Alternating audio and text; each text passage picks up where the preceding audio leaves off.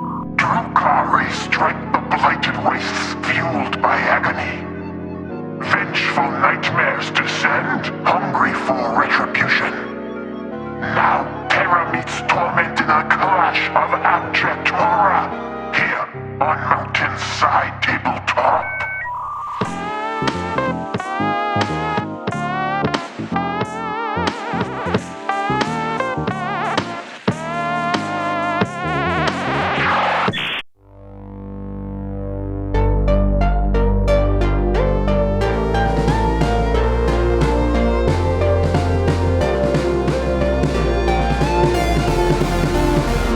What's going on, everyone? Welcome to another Kill Team Battle Report. We're back with the game we more or less know how to play. And I'm playing Hand of the Archon today. This has been a very requested team to bring them back, and I always love bringing back these pissed off elves. I love this team. So my loadout for today is the same as it always is. I've got the two dark light weapons I'm allowed to take are the blaster and the leader's pistol, which means the heavy gunner has a splinter cannon. Obviously, the dark lance is so good into elites. But I built this team in last edition, so you get what you get. For the Elixicant's combat drugs, I've gone with Adrenaligate. I think this is probably really good now. The Feel No Pain one isn't as good as it used to be, and getting extra pain tokens every turn feels like the way. And then for my Assassin's Omen ability, I know that the best thing is probably to make one of your guys reroll ones. But I have to make Brad reroll his sixes. I just must. I do. You're the guy that's always talking about anti-fun rolls. Yeah, and you rolling sixes is anti-fun. So the Fearmonger has to reroll his sixes. All of his poison stuff is quite scary to me, but it relies on crit damage to go through to make it happen. So if Brad's rerolling sixes with him, I'm happy. Just though it means he gets to roll sixes twice, I suppose, which is a bit of a nightmare. Okay, equipment. I've gone with toxin coating, refined poison, crack grenades, and ladders. Pretty standard, I think. It all makes sense. It's all self-explanatory. Extra damage, lethal 5, cracks and ladders. Look, this is a rematch. We've played these two teams together on this channel about, it's gotta be like 10 months ago now. I thought you were counting times. Like, it's got to be at least once. No. We played this exact matchup. We're playing actually the same mission and the same map as well. Yeah. And spoiler alert, I lost horribly. What really did me in that game, I don't know. Like, the grenade throwing guy, I guess it was the gunners. Like, the gunners kind of shredded me. The gunners did well. I want to kill the gunners. Let's just say the gunners. Like, screw your gunners. Yep. Piercing 2, get out of here. That's easy. I mean, it's kind of a cop-out, but, like, yeah, I don't want you around. Well, and yeah, like you don't really have to worry about the melee as much just because you've got lots of wounds to play with. And, yeah. What am I worried about? Me misplaying my own Ventriloquar for like the third time on this channel. Yeah. That's it. I guess we'll see. I'm my own worst enemy, really. We should put my own guy on the turntable. Or just here. your head. Can I? My biggest fear is the Ventriloquar. Okay, dash a guy in to cancel out my own in Midnight Clad. It was tragic. It was tragic, Victor. I can't believe we're still talking about this game a year later. I mean, yeah. It was memorable. It was.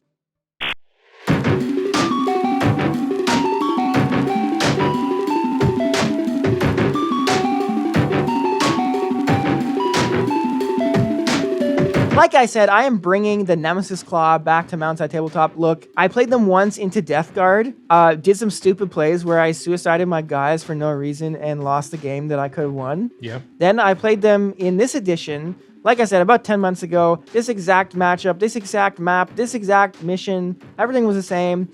And I blundered hard with In Midnight Clad, the Ventriloquar. Lots of things just went terribly wrong and I got completely dumpstered. But I'm here to hopefully not embarrass myself a third time in a row with the Nemesis Claw. People like this team. I want to show them off. Yeah. And show that I'm just bad. It's not the team that's bad. Like, they can win games. Yeah. So, okay, I'm taking... I thought about changing things up, but ultimately I decided to keep my loadout the exact same as it was in the last video. So I've got all these operatives. I almost subbed out the Fearmonger for a heavy gunner, but I thought that's lame. Yeah, and you would have been correct. I almost took a different equipment than what I took, but it just, I don't know. I went all faction equipment. It seems okay. Cracks on 4s are bad. Do I really need ladders? No. Like, what else am I taking? I don't really need anything else. Smokes? No. Like, nothing else I'm taking. So I just decided to take all faction equipment. And I'm hoping I can stomp you this time because I lost so tragically and, like, so stupidly twice in a row with this team on the channel. And I haven't played them since then. So I don't really have any more practice, but we'll see if I can... maybe I'm just better now, or maybe I'll just roll better. At least I know not to, like, debate myself with my own ventriloquist. He's so fun, but he's so easy to misplay. Anyway, what are you scared of? The equipment really worries me. Like, my team gets their juice from spending pain tokens on extra APL, and also by doing chip damage and thereby earning rerolls. And your equipment shuts down APL and rerolls in a lot of circumstances. And that is cause for concern. In terms of an operative, I think the biggest problem is obviously the visionary. Like, the whole team really runs through the visionary. Like, the prescience points are so powerful. You've got a just a scratch, you're getting extra CP, you've got the like pass thing where you could really like stack up some activation advantage if I'm not careful. And then, like, on top of all of that, a plasma pistol, a lot of wounds, and a very credible melee threat. Like, this is definitely one of the best operatives in the game, I think. And he's got a rib cage on his chainsaw. Need I say more? Yeah. But on top of that, my biggest fear is Brad's dice, because they've been really. Are you gonna make me put a die on the turntable? I'm making you put purple dice on the turntable. Look, I've rolled hot so much lately, it can't keep going on. Can't it? I'm gonna roll terrible today, and you're gonna see. And I'm just gonna be 3 losses with Nemesis Claw, and I'm gonna say, well, I'm never playing this team again. I hope you're right. On with the game. For today's game, we're back on Vulcus, map 1, and the crit op is Extraction. When we roll off, Vic wins. He takes the right side of the board for himself and gets initiative. So he sets up his ladders, and then we place our operatives.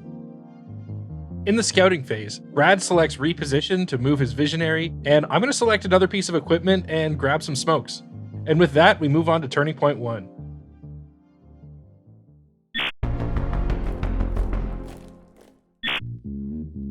Okay, turning point 1, strategic phase. Vic passes for that cheesy extra CP that Hand of the Archon gets. I roll for prescience and I get 2 to start, and then Vic puts a pain token on his gunner, and his agent also gets one because of their special rule. So, as always, not a lot going on in turning point 1. Neither of us were stupid enough to get shot, unfortunately, so we mostly just moved some guys up. I threw my heavy gunner up on this vantage point, which I feel good about. Yeah, I used my leader to spend a prescience token to gain an extra CP, and I also poisoned my home objective on a counteract, making use of that fearmonger, but I don't think it's going to come into play. And then, since my assassin has Seek and Silent, I just took a pot shot at Brad's leader because I could. Obviously, it's a bad gun and did no damage, but, might as well. Yep. Simple turning point, but we're poised for a gruesome turning point too.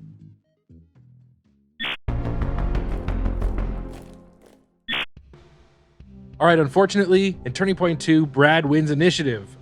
This is bad. I got a lot of guys there. I don't know where else they could have gone, but I'm going to have to take a punch here and then hopefully be able to hit him back. In the strategy phase, Brad gets 1 prescience token. I'm going to pass to get a CP, and then unfortunately he passes right back. Kind of called my bluff there, so I don't get to play any ploys or give someone a pain token, but I got a CP. Okay, we're going to start things off with full aggression. My visionary is going to charge into 3 guys. Your gunner, your assassin, and your leader. First, I'll fight the gunner. I take 4 damage, down to 11, but I get the kill. And I'm going to use my Grizzly Trophy equipment here to nerf the attack stat on all the subsequent fights that are coming up. With my last APL, I'll fight the assassin. I get kind of a bad roll, but you're rolling 1 less die because of this Grizzly Trophy. And I'm going to spend a CP on a reroll here to get the kill. Now, I would take another 3 damage here, but I'm going to use a prescience token to negate it and take nothing. Okay, obviously that was pretty bad. I decided to not try to parry anything to stay alive, to just do as much damage as I could to Brad's leader, because right now, I think I've got a good chance to kill with my leader and then zip around the back and take a pretty convincing shot at the ventriloquist. So, first I'm going to fight Brad's leader and spend a CP on Prey on the Wounded, so I get Relentless here. That's a pretty bad roll here because I can't re-roll ones from Brad's equipment. I totally forgot about that. That's honestly devastating. He's going to spend another CP on a reroll, and then once all is said and done, my leader's going to die, and Brad's is going to stay alive at 1 HP. This member of the 1 HP gang is brought to you by Hamhammer. Thanks, Hamhammer. That's a tough pill to swallow, honestly. Yeah, well, a tougher pill is coming. The Ventriloquar is getting in on this action. He's going to charge just the Disciple, just one guy now. He's just outside of 1 inch from the other guy here, and he's going to fight the Disciple. The Grizzly Trophy is still affecting this fight. My leader's close enough for it to be relevant, so you're rolling 1 less die. Oh, great. I'm going to actually reveal Implant is my tac op. I'm going to implant you and then kill you, just for 1 VP here. And then I'm going to use my last APL on Disconcerting Mimicry to remove an APL from the Flayer and make it impossible for you to charge and fight me. So that is so devastating. Because of your comms jammer equipment, I can't even like use a pain token to try to get an extra APL. I'm just like totally hard locked at 1 APL there. Yeah, pretty gross and rude. Yeah. A little bit of combo there. Okay, I'm going to activate my Heavy Gunner. I'm going to dash a tiny bit here and then use my Torrent profile to hit both the Ventriloquar and the Visionary. Of course, I'm going to use my Refined Poison equipment here to add 1 to the normal damage stat. First against the Visionary, that's good. I bring him down. I'm going to reveal Confirm Kill as my tac op and put down a token. Then, my next shot against the Ventriloquar. Not great here. I'm going to spend a CP on a reroll and it whiffs. Brad's only going to take 9 damage here and go down to 5. Then I'm going to spend the pain token I just got from killing the Visionary to boost my APL so I can drop a smoke on myself. My Skin Thief is just going to move up onto the middle objective and tap it for a point. All right, next my agent is going to take a shot at the Ventriloquar. Thanks to my rifles faction rule, I'm going to get accurate 1 on this. I'm going to use my Refined Poison to boost the damage. I'm going to spend a CP on a reroll, and then Brad just gets a ridiculous save and saves everything. So with my last APL, I'm just going to move to stay out of line of sight of the Plasma Gunner, which I know is on his way over here. You forgot to curse my dice before the game. That's how you fight it. Big mistake. That's how I win every game of Kill Team. Okay. My Fearmonger's going to go. I'm going to move out of this building through the door here and throw my Terror Chem Vial at the Duelist and the Elixicant. 5 attacks on 3s, 2-0, Devastating 3, Saturate, and then the Terror Chems to the Poison. Okay. I'm re-rolling 6s, Yeah. but I have Lethal 5 up because you're in a stronghold and you have Blast. Okay. So this is against the Duelist first, or the Dueler, whatever. Are we rolling? Yep. What a good roll. Pretty good. 1 save. Dead. Against the other guy? Okay. It's amazing how you don't roll 6s when you need to not roll Spend 6s. the CP. Nice. So, Jesus Christ, man. Okay. Yeah, great. A double kill again. You love to see it. Okay. So next my Flayer is going to activate. I have only 1 APL and no gun, so I'm going to have to throw a crack at the Ventriloquar. Gotta love throwing cracks, can't reroll 1s. I'm going to spend 1 CP to try to get something through. Brad, once again, gets a ridiculous save and stays alive and takes nothing. My Shrieker is going to run up the board to get to a relevant position for the next turning point and just sit there. All right, terrible situation to be in a 9 model team versus a 6 model team, but I'm counteracting in turning point 2. The Flayer is going to throw my last crack grenade at the Ventriloquar because he still doesn't have a gun. Spend another CP on a reroll and miss, and Brad's going to save just enough to stay alive at 1 HP. This member of the 1 HP gang is brought to you by Aki. Thanks, Aki. Last activation of turning point 2, my Plasma Gunner is going to climb up onto the roof of this building and shoot down at the Flayer. I will supercharge. I will spend a CP. I will get the kill. And I will not take damage from Hot. I love that for you, honestly. So, yeah, end of the turning point. I'm feeling pretty good. The Are you? score isn't that ridiculous, but you have 2 guys left, and I have 5. Yeah, this has definitely been an unmitigated disaster in every single way. But It does remind me of an interesting discussion that just happened in our Discord, which you should check out, where someone was talking about, like, how do you keep enjoying a game when it seems like the chance of victory is extremely small or zero? And someone talked about how, Did they say that you need a skirmish mat to help you enjoy the game? No, they didn't. Check out our affiliate link. Okay, sorry to interrupt you. No, they talked about how you can like reframe it for yourself, where like give yourself new objectives, where it's like, okay, so you're probably not going to win like the game of Kill Team, but you can tell yourself like, okay, how many points can you score? Or there's like one guy you really want to kill, or you can make it really hard for your opponent to do certain things. I'm reframing what it is that I'm looking to get out of this game, because the victory definitely seems unattainable at this point. But you know what? I really, really want the Fearmonger to die, because that double kill was so cheesy. You had to reroll 6s, but of course you get lethal 5 and roll so many 5s. That's disgusting. He's got to go. That's my new goal. That's my new win condition. Okay. So before we go on to the grisly, disgusting, terrible end of this game in Turning Point 3, we want to take a minute to thank all the folks over on our Patreon and list the names of those in the 1 HP gang and Mountain Goat tiers. Thank you so much. We really, really appreciate your support. Yeah, we really appreciate it. Really appreciate all the folks that wanted to see Hand of the Archon on the channel again. I do appreciate them less. I needed redemption. Yeah, as we've been talking about lately, we're currently in a process of upgrading a lot of the stuff we do here, investing a lot into the channel right now, and that is all possible with the support of the patrons. So thank you so much. If you want to support the channel, it is absolutely the best way to do it directly. If you don't want to support us financially, just leave a comment, drop a like, subscribe to the channel, notifications, all the YouTube-y stuff really, really helps. YouTube-y stuff is such a good phrase. The YouTube-y stuff. YouTube-y stuff. Dice doobie stuff. All right, moving on. This is going to devolve into just us speaking in gibberish, so Yeah, should cut it off now. Don't they all? Or I could just keep going. How long can I just riff for? What do you think? How long can I just riff about riffing about nothing? Just like what? Take a guess. Do you think like 20 minutes, 30 minutes? Because I could keep going, and like it's almost meta at this point that I keep going. In Turning Point 3, I really need this initiative to pull back from the jaws of defeat. You know what? I lost initiative, Victor. Oh. I might concede, but I'll let you play it out. I'll see what you can do. All right, well, since the win condition is to kill your Fearmonger, I'm going to put a pain token on my Heavy Gunner, and then we're going to get straight into Turning Point 3. So, I'm going to activate the Heavy Gunner. He's going to dash down off this ledge because, unfortunately, I am hoisted by my own smoke grenade. And I'm going to take a shot at the Fearmonger. I'm going to use Refined Poison here for some extra normal damage. Spend a CP on a reroll.